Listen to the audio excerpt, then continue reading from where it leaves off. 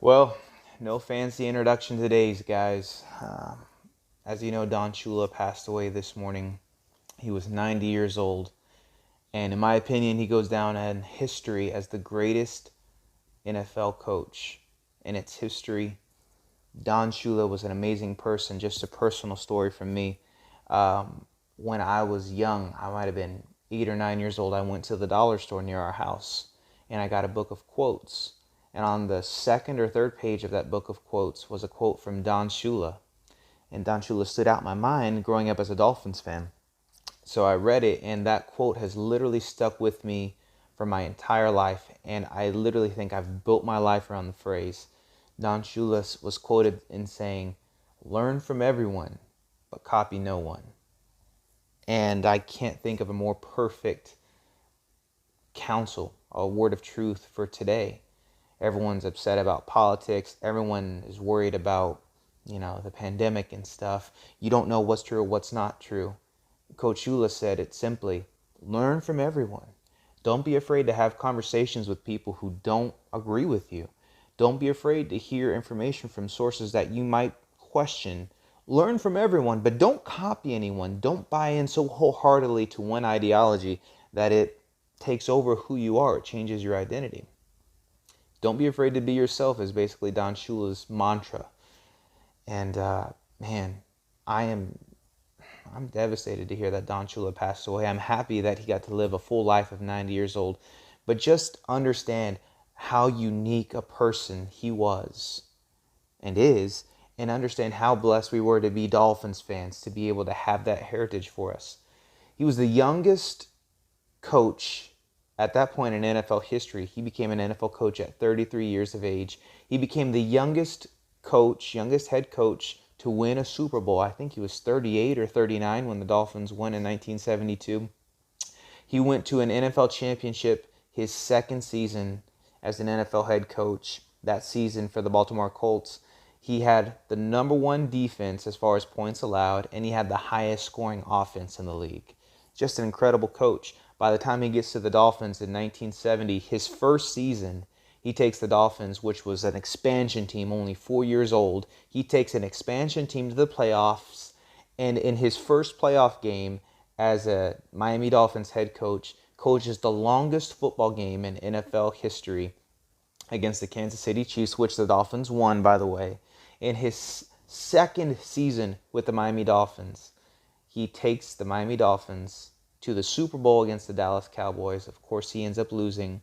His third season with the Miami Dolphins, undefeated season, 17-0, number one defense, the no-name defense, all the legends there.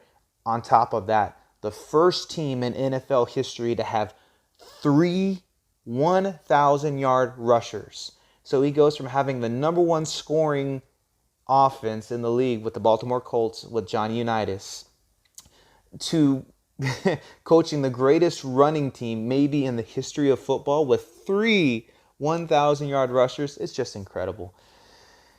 Add to that most of the season was played with his backup quarterback, Earl Morrall. Incredible. And then almost has the first shutout in Super Bowl history. We all know what happened with that late field goal. Regardless, his fourth season with the Miami Dolphins, he makes his third consecutive Super Bowl appearance. First coach in NFL history to go to 3 consecutive Super Bowls. Beats the Minnesota Vikings. Cements his legacy so early on as being one of the greatest coaches in NFL history, even at that time. His fifth NFL season, he was one freak play. He was literally half of a second away from making his fourth consecutive Super Bowl appearance. John Madden got lucky in the Sea of Hands game. The Raiders beat the Dolphins. I think it's 28-26. An incredible game, an incredible ending, a legendary ending, and the end of an era for the Miami Dolphins. Very similar to the Big Three end of an era against the San Antonio Spurs.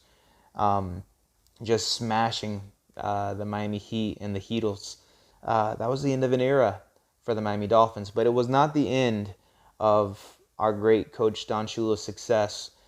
He went on to redefine himself, took himself to another Super Bowl with another strong defense and coaching David Woodley to the Super Bowl. Incredible. And then the very next year drafts Dan Marino, and he goes from the first coach to coach 3 running backs to 1,000-yard seasons in the same season, to being the first coach to coach a quarterback to 5,000 yards in one regular season. Oh yeah, add to that, first quarterback to throw for 40 touchdowns, and Dan Marino didn't just throw 40, he threw 48 touchdowns.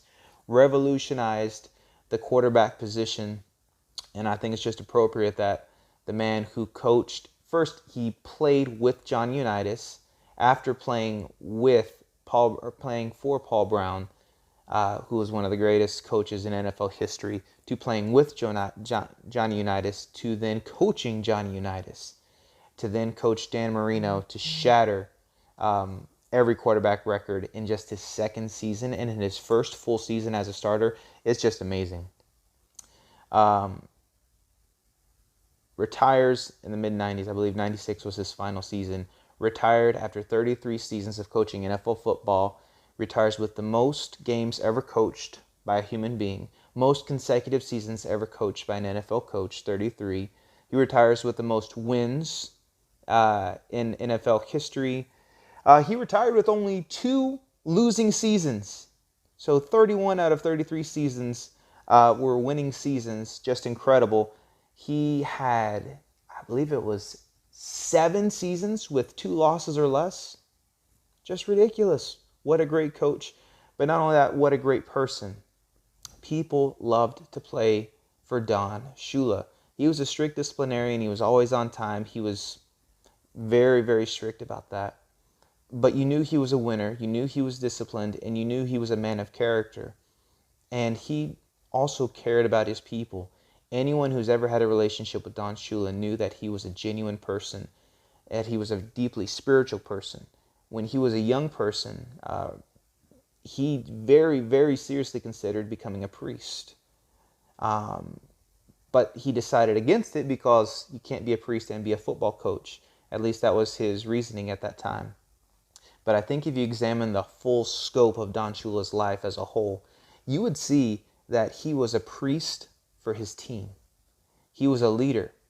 He challenged people's spirits. He basically forced them to grow. He set strong standards and guidelines for behavior, and he was there for them when they needed it the most. And he was just a genuinely good person. My dad grew up in Wynwood, down in Miami, and he tells me the story of one time he was driving by, I think it was St. Thomas Aquinas, where the Dolphins were practicing. And Shula was outside the practice facility talking with Ed Weaver, I don't remember his first name, but I think it's Ed Weaver. He was the play-by-play commentator on the radio for the Miami Dolphins. And my dad said he was awestruck. This is in the mid-'80s, seeing Coach Shula, his hero, just talking there. And finally, Shula stopped his conversation and looked at my dad and said, "Son, do you want an autograph?" And my dad said, he pulled out a piece of paper, said, "Yes, Mr. Shula, please." Got his autograph. And, Don Shula, the number 1 coach in the NFL at that time, the number 1 coach over 3 decades, for most of those 3 decades, took time out of his conversation, out of what he was doing, to talk with just a fan. That's the type of person he was. He was number 1 server. And I'm deeply saddened to see him gone, but his legacy will last for centuries. And I know that Don Shula has had an impact on my life, and I'll be forever grateful for it. And something else I'm forever grateful for is the coach who coached 5 different quarterbacks in the Super Bowl, or in championship games. Yeah, 5 different quarterbacks in the Super Bowl. Earl Morrall, John Unitas, Bob Greasy, David Woodley, and Dan Marino. I'm so glad that Coach Shula was able to see the Miami Dolphins draft Tua Tagovailoa. What a perfect way to see the end of a legacy come to fruition for us as Dolphin fans. The last quote I want to leave you from Coach Shula is this quote. He said, "I don't know any other way to lead than by example." And I want to challenge you as a person today. I believe you have a calling to be a leader. And the best way you can be a leader is to lead by example and by influence. So, sad day for Dolphins fans, but I hope this video cheers you up. Why don't you leave me a comment below and let me know what your favorite memory of Don Shula is, or your favorite quote, or your favorite story. It's a sad day, but it's a happy day because he lived a full life, a generous life, and we get the benefit of it. So, all right, guys.